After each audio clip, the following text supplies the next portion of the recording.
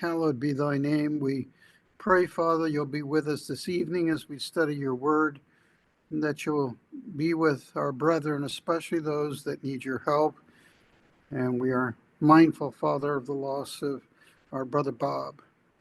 We pray, Father, for the soon coming kingdom, that we might all appear and be granted a place in that kingdom.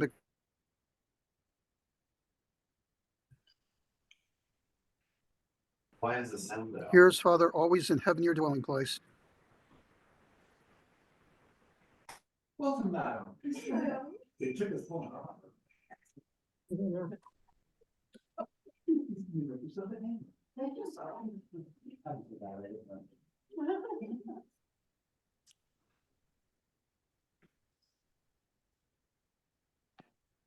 Yeah, that's funny. See you too. I'm surprised Jerry's at home and you're here. That's so funny. They were out doing ladies shopping, you see. Oh, Yeah. so his audio was cutting in and out. Is he done or what happened? He's muted right now, but it depends on your internet connection and we'll come and go. Thank you for coming. Good to see you, buddy. Thank you for coming. I was gonna come around. How are you? Good, how are you? Good. I Good. got cookies over there, lemon cake, chocolate cake. Oh, my goodness. You might have to give her that blanket on the back of your chair. Huh? Oh. Cause she doesn't have a sweater on. Do you wish I to be know, moved right? out of camera range? Yeah, I'm gonna slide over. Okay, Oh, I don't want. It's hang in there, always- everybody. He likes it really chilly. I know, right? It's not really chilly. It's 68 degrees. 68 degrees in the house, gang. But we keep our house at 74. I hear you. We're at 73. Okay, We move over so we're not in the Am I camera. okay? I don't wanna be on the camera. well, you're dead middle in the center of it. Come here. Risa, You really, don't have to move very far. around her. See, that's so rude of him. Yeah. He's so stupid. Got it. One night, turn it up. Yeah. I'd like also to be off screen. Oh, you're awesome. You did- Thank you. It is chilly in here. It doesn't matter. When you get to be my age. We The all. blood just stops pumping Cool. all Are you? together. Right. Okay, all right, pardon the interruption, gang. We're getting everything together now. Don't step on the camera. 70. Oh, you did. Now I'm just gonna pace you every half an hour until you're done. Take you with a toothpick. Yes, it's your class. All right. Excuse me. Thank you all for joining us for this hot yoga session. We are on the final stages of the 10 different characteristics of the transfiguration. So this one's could be at the beginning or the end, but it's really significant to me because it's thinking about why was the death and disappearance of both bodies of Elijah and of Moses hidden for all this time. And so there is a big reveal in this, but I want to make sure you all go and gasp when you hear it. So I want a reaction. So this is one of the most unique qualifiers is that in the lives of Moses, Elisha, and Christ is that each one was removed after death to a place only the Lord knows. And I think that's the thing we can all agree on. They were handled differently, but only the Lord knew where they were. They share this characteristic with only one other that we know about, and that's Enoch, who was translated. And that's why I love this verse from Psalms 116:15. Precious to the Lord is the death of his saints. That means a lot to me, because it's like he cares about us even after we're gone. Like Bob just died, precious is his death in the eyes of the Lord. And hopefully for all of us, it goes back to the idea he's a God of the living and not of the dead.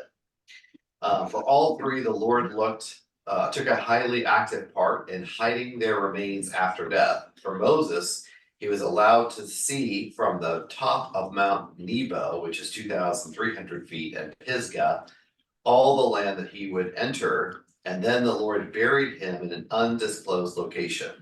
All it says was a valley in the land of Moab, which is surprising to me, but that's where he's buried. For Elijah, he was taken from Elisha in a chariot with horses of fire ascending in a whirlwind. Christ was taken up to heaven in a cloud in Acts 1. All were removed from mankind at the end of their lives, so that their graves would not be seen, nor would any man have future contact with them, even in death. So if you remember what happened immediately after Elijah died. Anybody remember? Elijah, So I'm saying after Elijah died. which I'm trying to hear what you're saying. Yeah, so after Elijah died, Elijah, okay. yeah, after Elijah died, all these people came up and said, let's go search for him. Right. Remember? Correct. And they send out packs of 50 to go hunt for him for days. And they come back, we didn't find him. And he's like, he didn't want them to do it. He kept saying, this is not a good idea, but they did it anyway. I think that lends to the credence that nobody can find him. So this secret adds to the mystique of the transfiguration, that only the Lord could share Moses and Elijah, since omnipotently proved to be the only one who knew where those two had been hidden or lain. So just something to think about. Were they reserved in death to be at the transfiguration? I think it's really exciting to think about. Get my slide to advance, that would be glorious. Mouse on. There you go. There's your mouse. I can see it. So Moses' death and burial were recorded in Deuteronomy 34, and he was not able to enter the promised land during his lifetime. He lived to an advanced age of 120 years without diminishing aspects of aging coming upon him. So if somebody wants to turn up the passage, I don't have it in here, I don't think, Deuteronomy 34, and read that part, that would be great. The Lord buried him in Moab opposite Beth Peor, which no one knows where he was buried. And they had known for many of the patriarchs. So Abraham, Sarah, Isaac, Rebekah, Jacob, and his wives were all buried in a cave of Machpelah, which used to belong to Ephraim the Philistine before he bought it for 400 shekels of silver. So unlike them, he's not buried with them. He is put somewhere else entirely. Yeah, go ahead. Okay. Deuteronomy 34. And just the part that's about his burial. Oh, I think it should be around verse 7 and beyond. yeah. Rolling down there. Okay. So Moses, the servant of the Lord, died there in the land of Moab, according to the word of the Lord. And he buried him in a valley in the land of Moab, over against Beth Peor. But no man knoweth of his sepulchre until this day. And Moses was 120 years old when he died. His eye was not dim, nor his natural force abated. And the children of Israel wept for Moses in the plains of Moab 30 days. So the days of weeping and mourning for Moses were ended. Great. And does it say where he's hidden there or no? It said, he buried him in a valley in the land of Moab, over against Beth Peor. Oh, I did include part of it. Oh, Yeah, there's part of it anyway.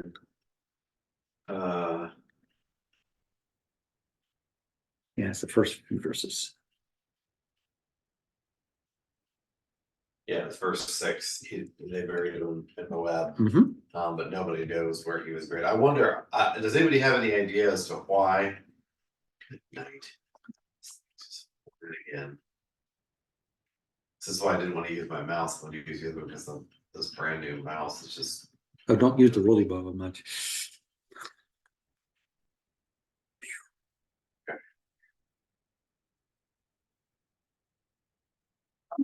Read that, thank you. Mhm. I don't know why Moab was chosen. Does anybody have an idea of why? Well, from where that's situated, it would put him high enough, but not being in the promised land to see everything that was around about there. Yeah, I'm sure there were other places, but that particular one would have been perfect for viewing all the land. okay. All right. We wonder why the location of Moses' grave was kept secret and what is significant about the place he was buried in Moab opposite Beth Peor. Could it be that this was the last place from which he saw the promised land, which I believe it was?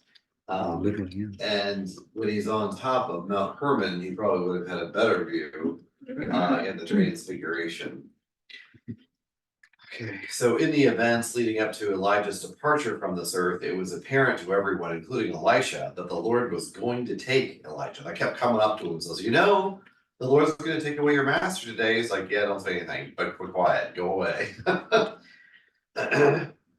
So Elisha intentionally stayed with Elijah, no matter where he traveled or who was attempting to discourage him. Elisha silenced anyone who mentioned it, and Elisha was the only eyewitness to Elijah's transformation. And it would have been so extreme to see something like that, to cross over the Jordan and then see him literally taken away from him, and he was right beside him. I think that would have just been astounding. So can I get a reader for this slide? Okay, we're going to start with Nancy and David tonight. So Nancy or David, whichever one you'd like to read. Okay. Excuse me. Elijah, chariot of fire in the whirlwind. Elijah in the whirlwind. The time had come for the Lord to take Elijah up to heaven in a whirlwind. Elijah and Elisha were traveling from Gilgal, and Elijah said to Elisha, "Stay here. The Lord is sending me on to Bethel." But Elisha replied, "As the Lord lives, and as you yourself live, I will not leave you." So they went down to Bethel. Then the sons of the prophets who were at Bethel came out to Elisha and said, "Do you know that the Lord will take your master away from you today?" He said, "Yes, I know. Be quiet." In the New Modern Translation, it says, shut up.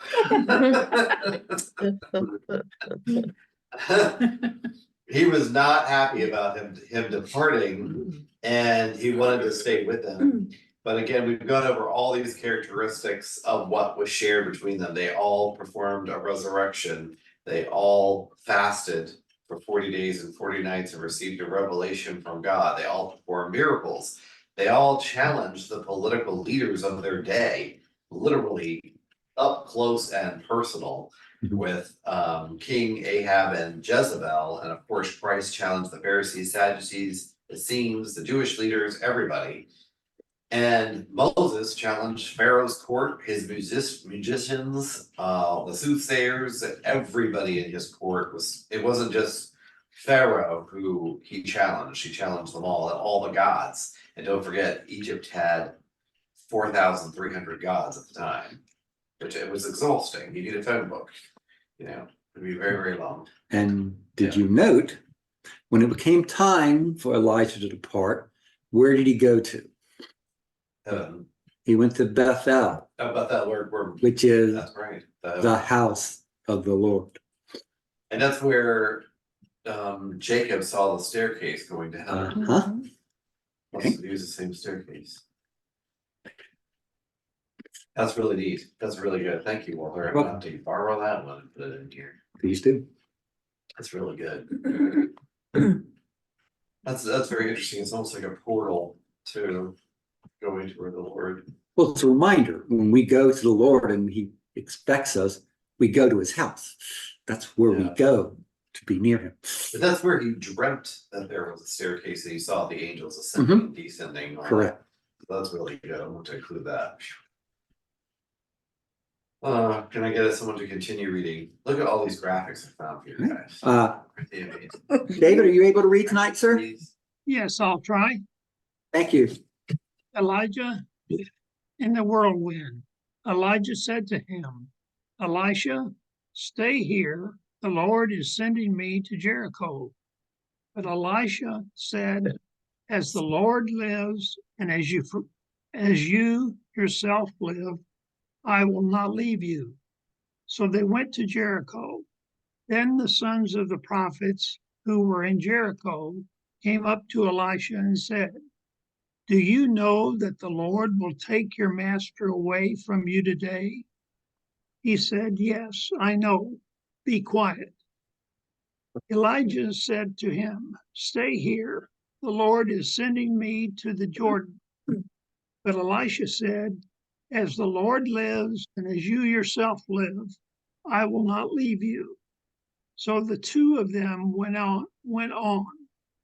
50 men from the sons of the prophets came and stood facing them from a distance, while the two of them stood by the Jordan. Thank you for reading that. So, he's just insistent he's not going to leave him no matter what. And literally, the chariot separates them. So it's pretty amazing. I believe so. So can we get our next reader? Here, I'll just one little interjection. Yep. So now we're in Jericho, which has its own rich history. You know, Yeah. Joshua fit the Battle of Jericho, and the walls come tumbling down, all that stuff. To the Arabs, the city meant city of Amun. But to the Hebrew, the word it means fragrant. Interesting.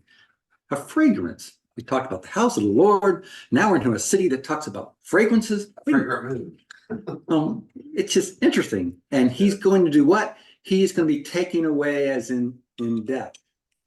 So I just found that kind of interesting. These things keep tying together. And Yeah, okay, let's I see. do. Let me go to my next thing here. Fonda, you're up, please. You and Mike. And finally, Mike, you'll notice that this artist took a much more subtle approach to him going up to heaven. You can barely make out the horses and the mantle at the bottom. But I think it's interesting how each artist tries to interpret the same event.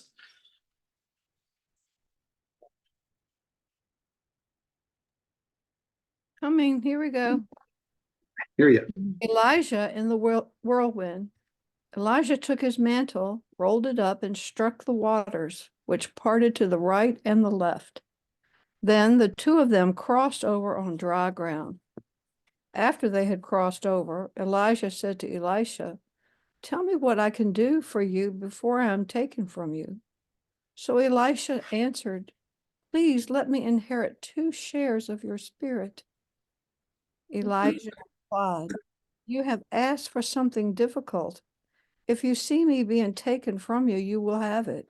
If not, you won't. As they continued walking and talking, a chariot of fire with horses of fire suddenly appeared and separated the two of them. Then Elijah went up into heaven in the whirlwind. As Elisha watched, he kept crying out, my father, the chariots and the horsemen of Israel. Then he never saw Elijah again. He took hold of his own clothes and tore them into 2 pieces. Okay, so what separates them is this fiery chariot with the horses. That's what it took to separate Elijah from Elisha. I'm like, that's a pretty strong loyalty and commitment, that he would never leave his side, and he was always doing exactly what it does. And it's interesting, if you look at the number of miracles for Elijah, Elisha performed exactly double of what the other one did. So he really did inherit his spirit. And there's a lot here. So all this is to say, I think it's an interesting thought to consider that these 2 men were reserved in death to be at the transfiguration, because what we covered way earlier in the class was this event at the top of Mount Hermon a vision, a dream, or did it really happen? And we examined the first 2 options very thoroughly and came out with no's. And we said, because this is an eyewitness event and it has to be recorded and validated, it had to have really happened. So I think that's why examining that they are all hidden in death is so extraordinary to think about. Yes. And the last point, since you've gotten there. So we went to the house of the Lord. We went to the city fragrances, like makes us think of death and being covered in death. Then we come to the Jordan, and the river is parted, as in symbolic baptism. He walks through it, and then he enters, we'll call it the sleep, waiting for the kingdom of God to come. Yeah. Isn't it a beautiful picture if you just think about the bigger picture of things that are going on?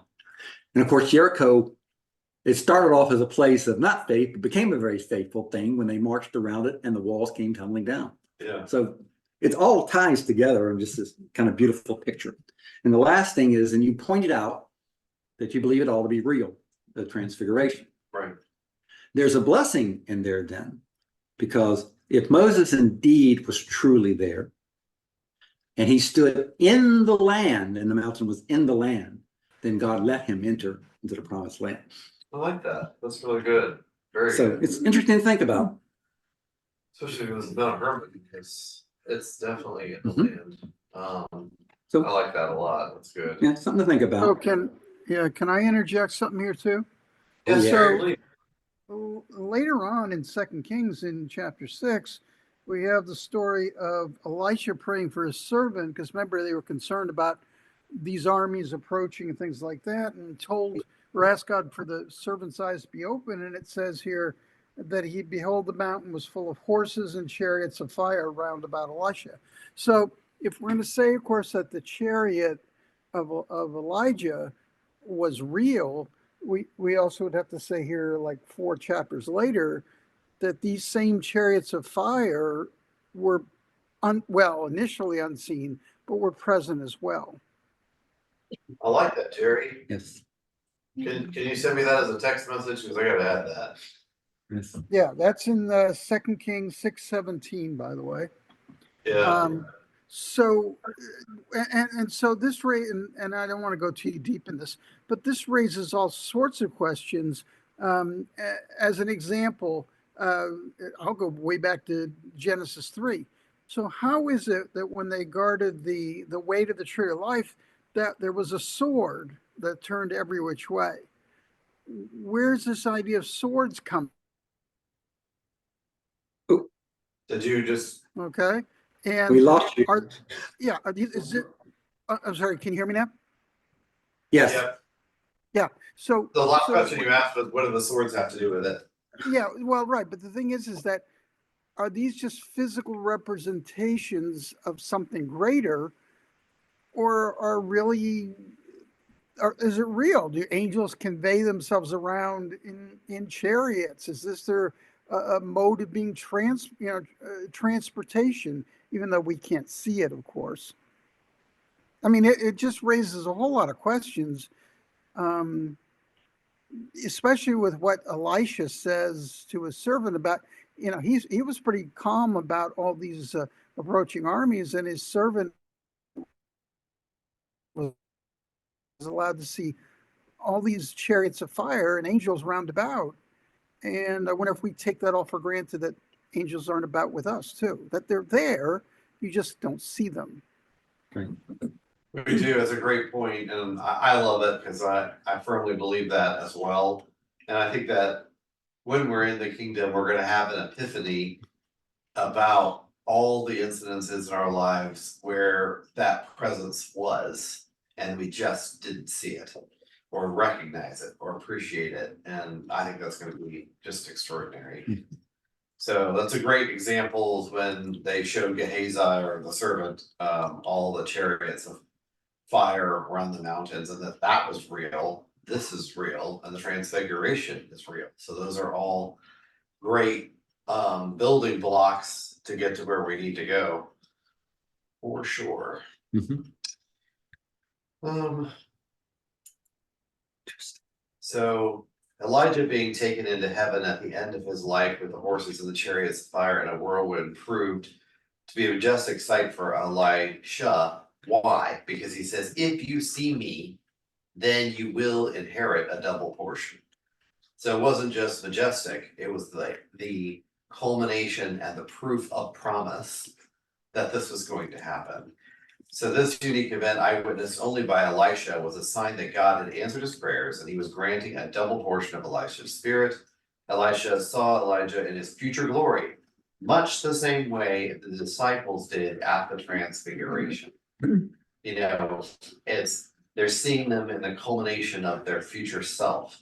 That was why when the other prophets suggested sending out search parties to look for Elijah, Elisha knew it was futile. The manhunt proved fruitless, and the prophets returned discouraged.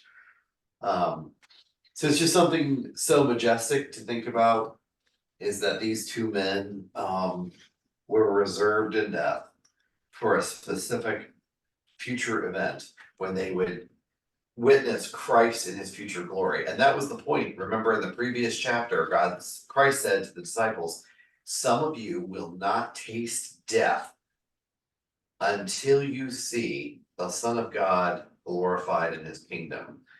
That is exactly what they got to see, was Christ in his kingdom. If you look at the description of him in the transfiguration, it's just like John described him, minus the sword, in John chapter 1.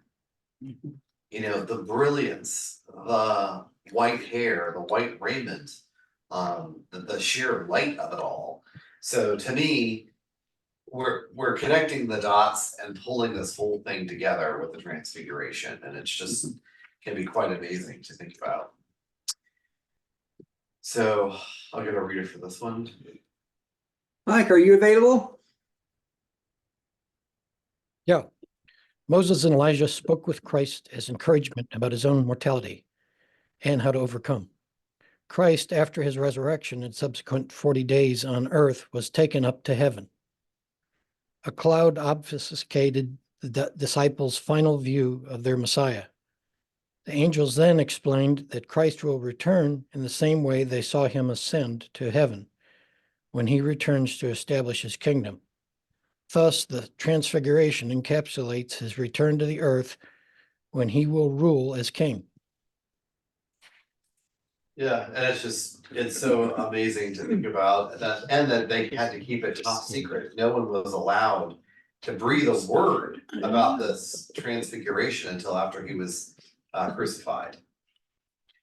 So, can I get another reader for Acts 1? So this is when Christ ascended to heaven, in Acts 1. Go ahead. Okay, Jerry, your turn, please. Okay. Acts 1, verse 6. So when they had come together, they asked him, Lord, are you restoring the kingdom to Israel at this time? He said unto them, it is not for you to know times or periods that the Father has set by his own authority, but you will receive power when the Holy Spirit has come on you, and you will be my witnesses in Jerusalem, in all Judea and Samaria, and to the ends of the earth. After he said this, he was taken up as they were watching. A cloud took him up out of their sight. While he was going,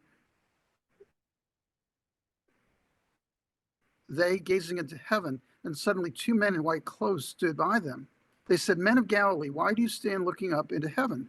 This Jesus who has been taken from you into heaven will come in the same way that you've seen him go. You've seen him going into heaven. So it's interesting that they asked, when are you coming back? And he's like, I'm leaving and I'm going. And then at the same time, he says, you're going to take this message. You are my witnesses, starting in Jerusalem to the ends of the earth. Okay. Can I tell you guys a funny little story really quick? Okay. I get bored at night, so I start looking at volcanoes, my volcano app. I want to know what's going on. Earthquake apps. Da, da, da. So I was searching around the South Pacific near Vanuatu and Tahiti and all those little places in this the Marshall Islands and the Solomon Island chain and all that jazz. Found this little island that looks like an egg. It's round, a little bit obelisque, and I was like, what island is that? So I kept zooming in and zooming in and zooming in, and I get to this circle of an island, and it's called the island of Nui. And it's got every vowel in it known to mankind, Niuea or something like that. So I was like, why have I never heard of the island of Nui before? So I started looking up its history. So it was settled by the Polynesians like 900 years ago, 1,000 years ago. And it's only 5 miles in circumference. That's a small island, a very small island. It's not big at all. So I was laughing because I was reading about its history. So the first person to ever see the island and westernize, was Captain Cook in the 1780s, I guess, 1770s, 1780s. Anyway, so supposedly, as legend goes, which I find hard to believe, the islanders came down to the waterfront or on the ocean, and I guess they smeared this red banana all over their bodies, and they thought it was blood and wrote cannibals on the map. So nobody came to visit them again. The cannibals that Captain Cook put on the map was like a kiss of death. Nobody's gonna come see you anymore. So they didn't try to come back to that island until the 1880s, okay? So they were like, we're gonna Christianize this little island, no matter what those little red banana covered heathens are doing. So they went in there again, the islanders kicked them out. They didn't even let them come on the island. So then it waits another 50 years, 1930s, okay? Somebody finally got in there and started Christianizing the little island of Newbie, okay? And I'm laughing to myself, I was like, the Lord is going to get no matter what, because they've been like pagan worshipers all this time. So anyway, they finally Christianized them, and there's some rare metals on the island. They make a lot of coins. They have these crabs, they're red and blue crabs. They're as big as a dog. They climb the palm trees and knock off the coconuts and eat them. So anyway, I just thought it was so funny that they finally a Christian island now. And they didn't want to belong to anybody, and everybody was trying to like take them over. So New Zealand made them the best deal of all. They're like, okay, you don't have to work. We'll give you tax money. You don't have to pay taxes. The only people who fly to you is from New Zealand. There'll just be one airport and one route, and they have to come through New Zealand. And they made them all these promises so that they would become part of New Zealand. So I'm just laughing so hard about all this. So then I was like, I wonder what the word Nui means in Polynesian. It means, after all this time they've been on this island, behold the coconut. And so to me, it's just like this little tiny island, that was so remote in the South Pacific, God even got there and preached the Lord to them. So it's just amazing to me that like this is that true, that even these places that are so far flung and remote, it has gone from Jerusalem to the ends of the earth. And that certainly is proof of that. So you're gonna go ahead with the reader. Okay, Joanne, are you able? Yes. Connection of the chariot of fire to transfiguration and Christ's ascension. Christ's ascension substantiates our hope that we have had a high priest who intercedes for us directly with the Father. Now that Christ sits at the right hand of the Father, and the Father has given him all authority on earth, we have a great advocate. He may be hidden from physical view, yet with the spiritual eye, he is discerned. And I love that in Romans where it says, the carnal mind cannot understand what? Romans says it, the carnal mind cannot understand what? The spiritual things. Yeah, the spiritual things. It's like it is written in code. They can't get it. So the only way to have it is to have a spiritual mind to discern and decode spiritual things. How many of you all have played with cryptology at all? Oh, I love cryptology. Me too. I think it's a lot of fun. So in front of the CIA building in Washington, D.C., they hired in through the art and artist program, somebody to do artwork in front of the building for the CIA. And he came up with a sculpture that has embedded code all the way around it. As far as I know, nobody from the CIA nor anybody else who's come there specifically to see it has been able to decode it. Oh, And I'm laughing because I'm like, really? They did all these other things, but they can't get that done. And I think the same way about this, the spiritual mind is the only way to unlock the secrets of the Lord and decode what we're seeing, because otherwise they are hidden from you. They can only be seen with the spiritual mind. And that goes back to what you were saying, Jerry, earlier, when Elijah asked for the servant's eyes to be opened so that he could see all of the Lord's armies around them. So thank you for bringing that up. Played it beautifully with this. Our next reader. Betsy, you're up if you're able. Is she able to be up? Only the Lord knows where Moses lies, waiting to see the promised land and the restoration of Israel. We know that Elijah was taken up into heaven by a whirlwind, and we await Christ's return. What the transfiguration provides to us is the glory of a precious hope of these three men who, separated by time and space, will soon be brought together to demonstrate to the world that God manifested glory of his Son, whom both Moses and Elijah point to as witness. And we're gonna see something else really amazing in just a momentito, and this is what we're ascending to for the end of this. I hope I put it in here, actually. I might have left it earlier, but anyway. We have examined many reasons why Moses and Elijah were chosen to be manifested with Christ in his kingdom. A partnership of witnesses bound together brings about the Lord's will. Perhaps another consideration is what this event must have meant to Christ. He had not yet gone through the turmoil and trial of his crucifixion. The strengthening that Moses and Elijah provided and being manifested in his future kingdom may be part of the joy that was set before him in Hebrews 12:2, so that he could endure the cross. Any of us would have been elated to see this transfiguration atop Mount Hermon, to take a personal stock of the security of Christ's coming age and to see him glorified. So I don't know if I have it in here, and I don't want to go further without saying it. So the thing that really hit me was, well, I think I put it in the section with the three items that were in the Ark of the Covenant and how they correspond to the Transfiguration, right? What were the three items of the Ark of the Covenant according to Hebrews? Aaron's rod that budded. Yep. The law of God. Yes. Somebody else going to help? And The jar of manna.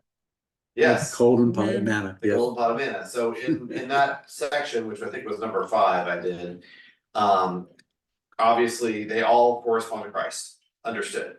But Moses definitely represents the 10 Commandments, the law, right? That was put in there.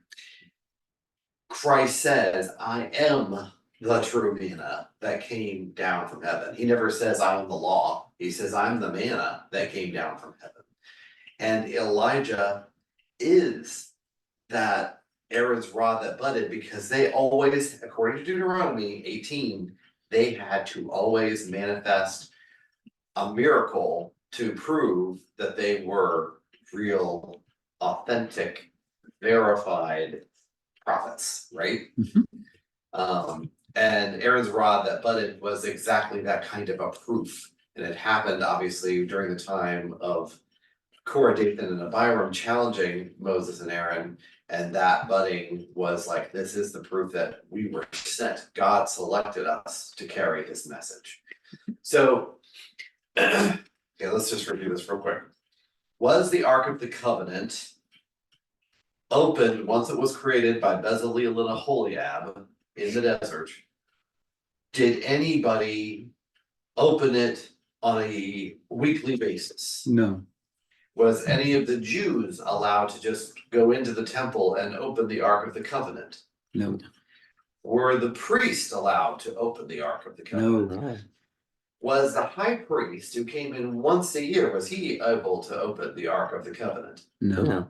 No, none of them were. As a matter of fact, the only example we have of that ark being opened ever was in the time of Judges, when it was captured after Phineas and, help me out.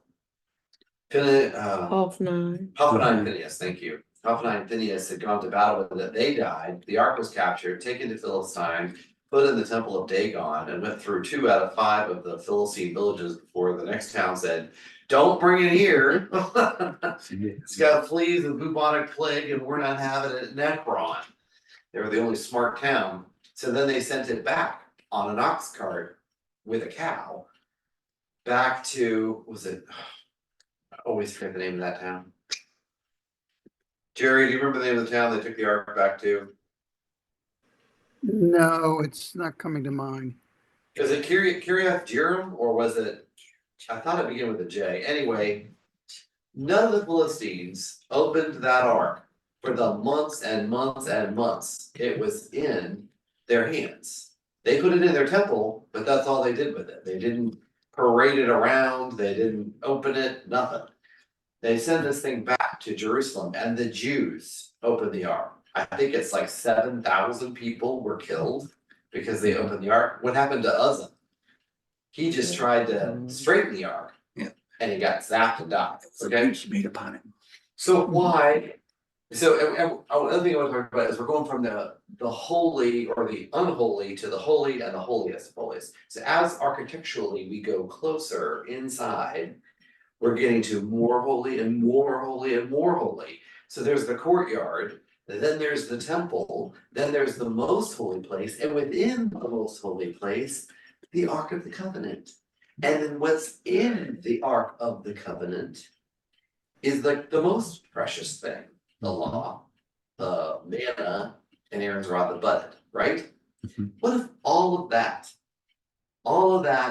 order, symmetry, perfection, gold, silver, was all to enclose and encapsulate like the cloud that was on top of Mount Hermon, Transfiguration.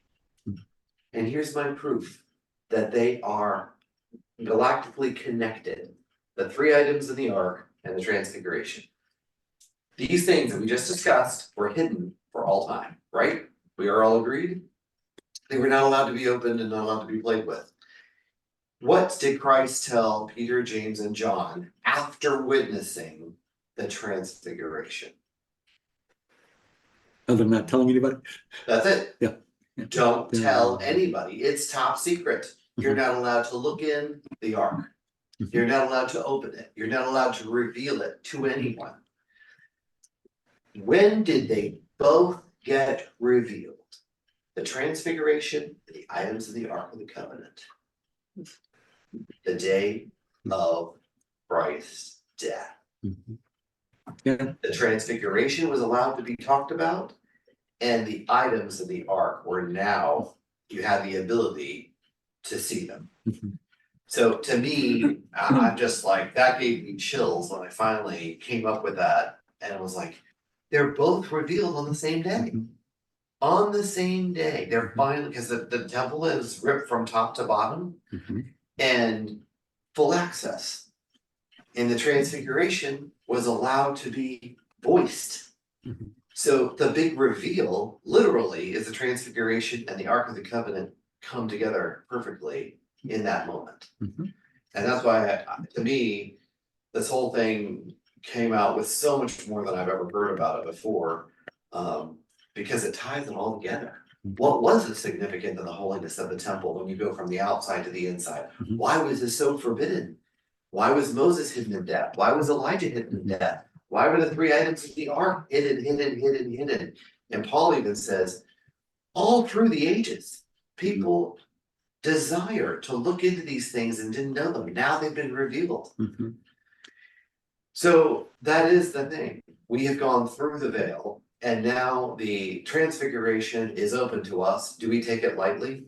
And the items of the Ark of the Covenant are revealed. So to me, it's a lot to be grateful for, is that we're in this time and place in history where we can look back and see all that. Yes, Walter? And a couple things to remember in the sacrifices, it was not the outside that couldn't have blemishes, just like the Ark of the Covenant, Right. but it was what was inside that was examined to see if it was correct and pure. And only God, you open up so that God would show you that this is acceptable to him. And the other thing which you missed on your point that you'll be glad to know about is when the high priest went into the veil, into the Holy of Holies, what was the one thing he was required he had to do? Bring blood. What else that was very important to your point did he have to do? He had to bring in his censer and create a major cloud inside the Holy of Holies so that it was hidden from him, like what you were just talking about in the cloud. Because that was on top of Mount Hermon. They were enveloped by a cloud. Exactly. Wow. And of course, the transfiguration was the idea. Love it, love it, love it, love it. This is why I bring it up to you guys, so you can educate me on the rest of it. So that's really beautiful. Thank you, Walter. You gotta text that to me so I can remember to put it in here. Have we read this yet? I don't think we have. We have not We yet. did not start, so who's next reader? Roger, your turn, sir. Again, Go ahead, Jerry. Go ahead, Jerry. oh, I just had a comment, was that my takeaway to some extent is what Peter You're cutting off. saw Yeah. was a future day, and that they were, what? That what You they cut saw off was for a the- future the day. start- Future day, okay, go ahead. Yeah, and they were in essence transported in the future to an event that would actually happen. In other words, it wasn't so much that Moses and Elijah were resurrected here at this moment. I've heard that before, and then buried again and all this other. More like, I take it that Peter, James, and John were transported in time to the future day when up on that same mountain, Moses and Elijah were going to talk about it. It says his decease or his exodus into Jerusalem. And so really the conversation there is not, my take is that the conversation of the transfiguration was not about Jesus' death as much as it was his coming into the kingdom. Because there was a lot of anticipation amongst the disciples that Jesus was going to set up the kingdom in the current ministry. And if you're Peter, James, and John, this sort of an event leads you to that conclusion that even when they're before he goes up in heaven, are you now going to set up the kingdom? In other words, they're thinking back to the transfiguration. Well, now we're going to set it all up, right? Right, And right. that was their whole intent. I think the discussion there on transfiguration wasn't about Moses and Elijah talking to Jesus about his death or his sacrifice, as much as was a future conversation of, hey, we're going to enter into Jerusalem, and Elijah will have been sent first to, prepare the people, and Moses is there, and the discussion is around his entry into Jerusalem to begin setting up the kingdom. And I think that would have very much been excitable to the disciples. This is it. We just saw that Ooh, we're losing you a lot, Jerry. he's getting ready to enter into the kingdom. Right. Oh, you're losing me? And we had Can you hear me? a third of what you said. Thank you so much. Jerry, Okay. can you seriously send me a text message? Because we didn't get to hear it all. Oh, okay. I want to include what you said. And I will give you attribution. Yes, Walter. And so the last comment I'll make with that is what you see on the mountain, and people discuss it, I'm going to use that word a lot, is that Christ demonstrating authority. I am the bridge, I am the mediator between Moses, the law that was established, and the prophets and what they have said will happen. He is the sum total of law and prophets. And he demonstrates his authority by having one at left and one at the right hand. They are beholding to me. They answer to my will, the will of the Father. And so here before you is what you will see in your kingdom age, like Jerry was talking about. The law will be fulfilled the words of the prophets will be fulfilled, because here I am. Absolutely. I think that you made me think about when James and John asked to sit at the right and the left-hand side Yeah. of Christ, and he says, it's not for mine to give. Right. The transfiguration would have been an idea of who will be sitting in his right and left. Good shot. Lovely. I Good possibility. don't know what you guys think, but I think that's strong. Who's our next reader for this one? Okay, let's see. Greta, we're to you. It's your turn to read. Me? Yes. She looks so shocked. Can you see it? Mhm. Okay, good. What did the eyewitness account do for Peter, James, and John? And that's something to think about is, this transformed the rest of their lives. Peter wrote about it in 2 Peter and basically said, this was the most magnificent moment. It's like, it's the rising star in our hearts. So it affected them greatly. Go ahead. How did it affect their ministry after Christ's ascension? Yeah, so one of the ways to think about it is they were firm in their hope because they knew that Christ was going to be in his kingdom after that moment. And you see just huge changes in all three of them after his death and after the transfiguration. So we keep going, I'll stop interrupting. Looking back on these events, what did their testimony do for others and for us as Gentile believers 2,000 years since? More fundamentally, why were Peter, James, and John the only disciples to witness the wonder of the transfiguration? Let us see what else only these three witnessed during his ministry. They were the first three disciples chosen. They witnessed Jesus raise Jairus' daughter from the dead. They accompanied him while he prayed in the Garden of Gethsemane.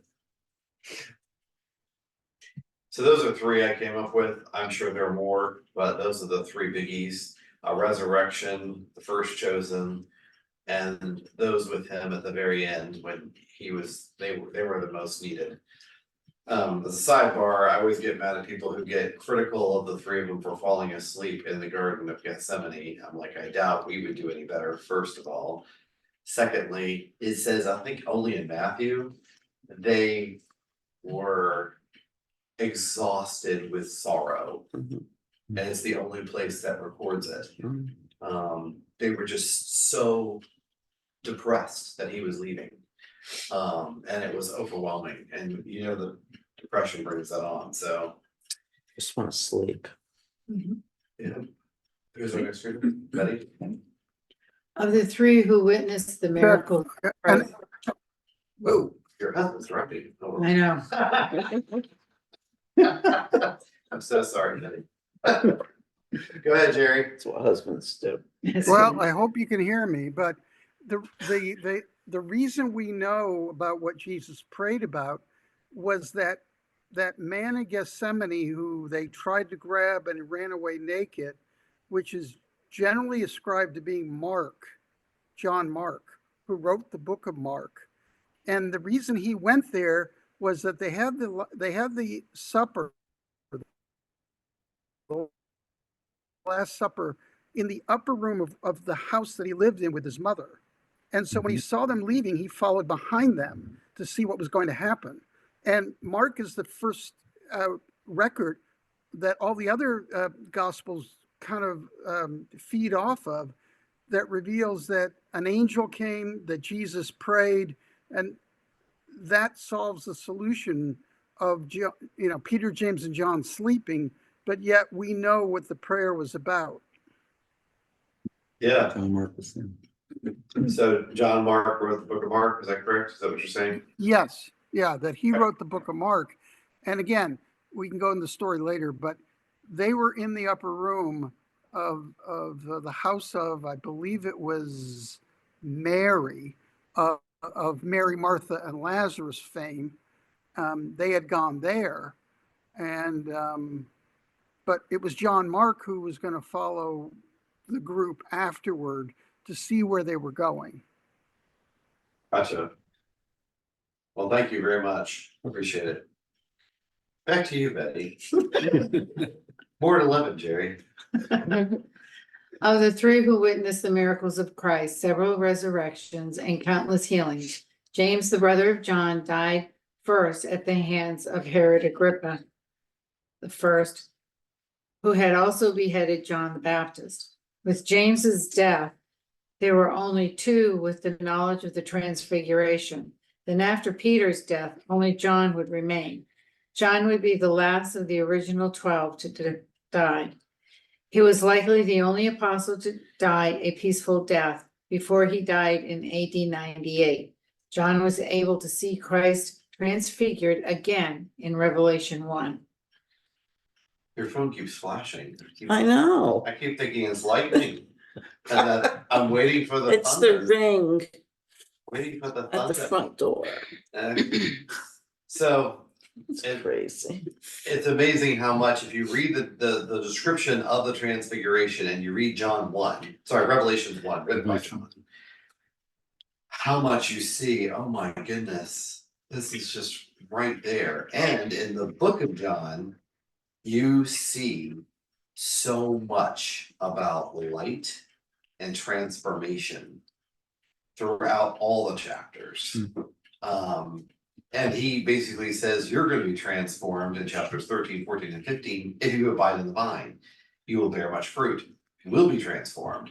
And so there's constant light and transformation going on all through the book of John. You definitely see it in Revelation. But this was just such an astounding event. And like I said, the three items being revealed in the Ark of the Covenant and the transfiguration allowed to be revealed on the same day in all of history, I think is mind blowing. So we'll jump to Acts chapter 12. Can I get a reader? Sorry, 1 second, please. We're back to David and Nancy. You don't want me to No, read? oh, sorry, forgot about you. I got so many Walter forgot his wife, Jerry. all these interruptions. This whole class needs to go to marriage counseling. I'm the only one who's not married. There may be an absence of a teacher in your future. Marie. Peter's miraculous escape from prison. It was about this time that King Herod arrested some who belonged to the church, intending to persecute them. He had James, the brother of John, put to death with the sword. When he saw that this met with approval among the Jews, he proceeded to seize Peter also. This happened during the festival of unleavened bread. After arresting him, he put him in prison, handing him over to be guarded by 4 squads of 4 soldiers each. Herod intended to bring him out for public trial after the Passover. In case you're wondering and you can't do math, that's 16 Roman guards. That's a lot. And yet he escaped. As they say in the movie, escape. So it's amazing to me that this all takes place and he's almost arrested and killed right after James. So they're like one after the other. You know, they could have been all eradicated. Next reader is you, Walter. Yes. Peter barely escaped several scrapes with death and lived long enough to write in his second letter about the transfiguration and its significance for us today. He firmly dispels any notion that James, John's, or his own testimonials about the transfiguration were false.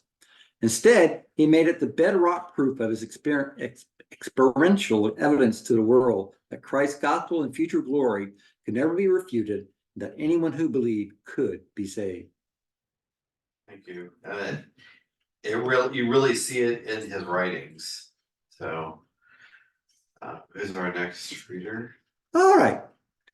Now we're back to Brother David and Sister Nancy. It's a small spot. I hate giving them small. Well, I was trying to move it along. I know. If you could give them Okay, something. are you sure of that, Walter? I can read it. I can read it. Okay. Nancy can read it. All right. I just want to make sure I just was trying to be sensitive. That's all I was trying to do. I'm just doing my job. I wasn't trying to just nurture any visual Flowers. Okay, the Bible is extremely specific when an event is either a dream or a vision. To substantiate and verify the transfiguration event, Peter, James, and John needed to witness the event firsthand to share it with the world, which they later did. If the transfiguration only appeared as a vision to them, then they could not bear witness concerning the miracle. In a court of law, at least two witnesses must see the same event, and any discrepancies between their testimonies invalidates their proof. Also, it could never occur as an identical vision shared by three individuals. Much like Moses observing the burning bush as a first-hand account, not as an illusion or a vision, so too the transfiguration must be a real event because three men were to bear witness to the event. Zechariah records 8 visions. Daniel experienced many visions, and the Apostle John did also. Being an eyewitness to one of the most spectacular glimpses of the kingdom is unique in every way, and we cannot doubt their testimony today. And I'll underline this. The reason why, if you're gonna draw it up on a whiteboard and put everybody's names on it and where they were and what happened and the 12 steps that I covered right at the beginning, the problem with the whole thing is time. Time. They're from different times. That's the issue. And why, if it wasn't for time, this wouldn't be counted as a dream or a vision. It's because it's in sequential, okay? So what did Moses say about Abraham? He says, you're not even, the Pharisee said, Christ, you're not even 50 years old. How can you say you know Abraham?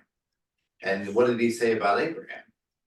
He saw my day and looked forward to its coming, to paraphrase. Yeah, and he also said, before Abraham, I was.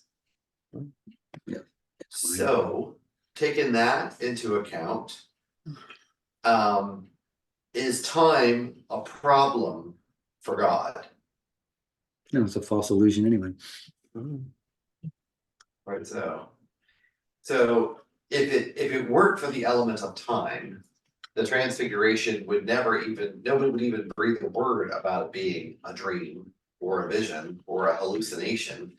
They would say, oh yeah, this really happened. It's because of the element of time that it's always taken away. Yes.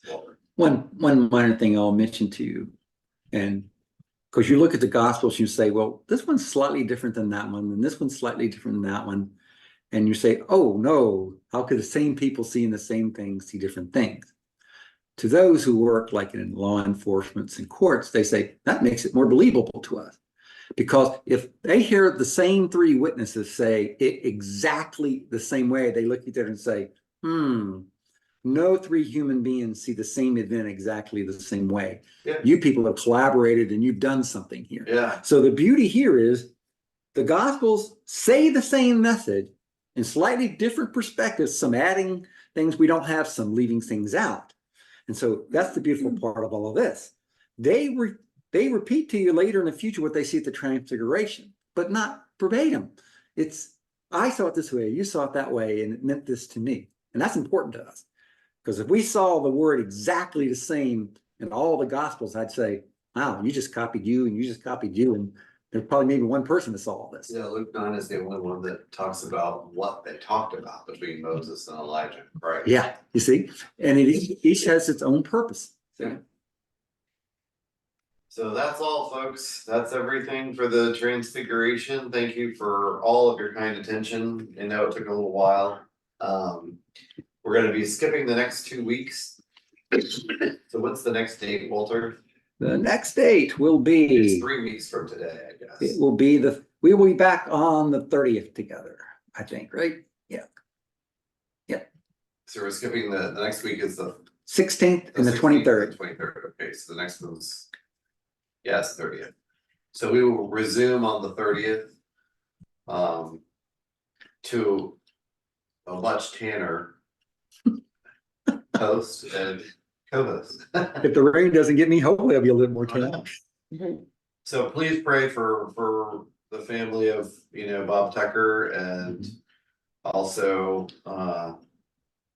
keep a lot of people in your prayers, a lot of people going through some suffering privately. I don't want to bring up individuals, but, pray the Lord will be with them, and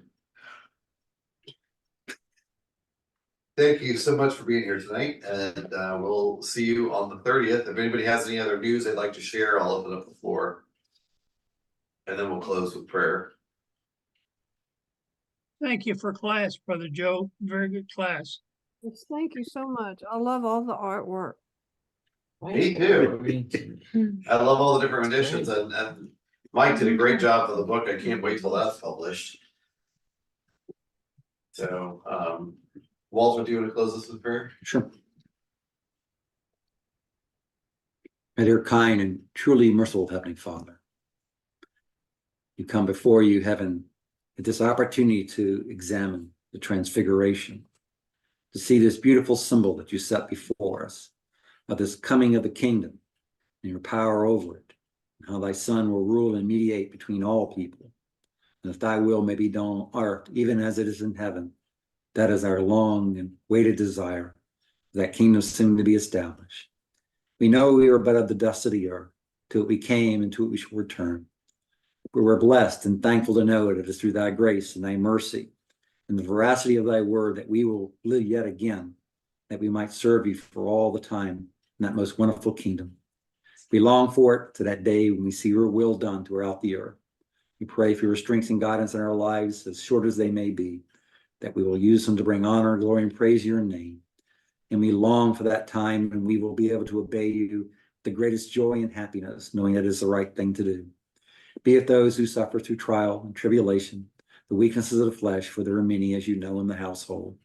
Be it the family of the Tuckers, as we all suffer and mourn the loss of our brother, but we know he will soon be with us again when thy kingdom is established, that it gives us joy and hope in knowing these things. And all the others who suffer through these trials and weaknesses of the flesh, strengthen, encourage them, let them think upon this hope.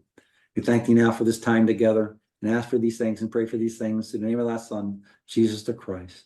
Amen. We'll see you in 3 weeks. Have a good night,